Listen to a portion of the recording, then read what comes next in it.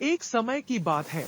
रमेश नाम का एक किसान था जो एक छोटे से गांव में रहता था।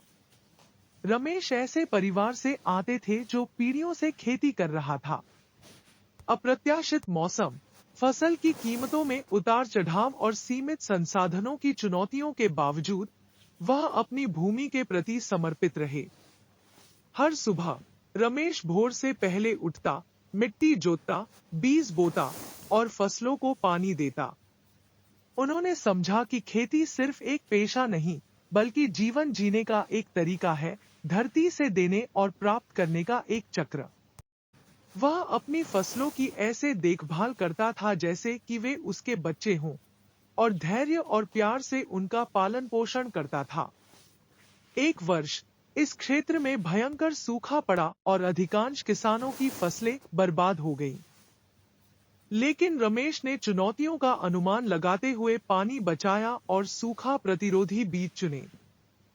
उनके खेत में मामूली फसल हुई जबकि अन्य को संघर्ष करना पड़ा।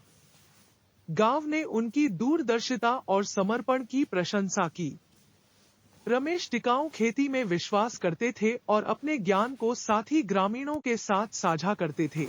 उन्हें पानी बचाने, मिट्टी की रक्षा करने और फसलों को कुशलतापूर्वक उगाने की तकनीक सिखाते थे।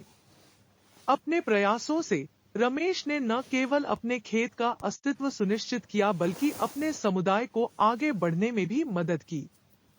वह आशा का प्रतीक बन गया, जिसने दिखाया कि दृढ़ संकल्प, बुद्धिमत्ता और पर्यावरण की देखभाल के साथ किसान सबसे कठिन बाधाओं को भी पार कर सकते हैं।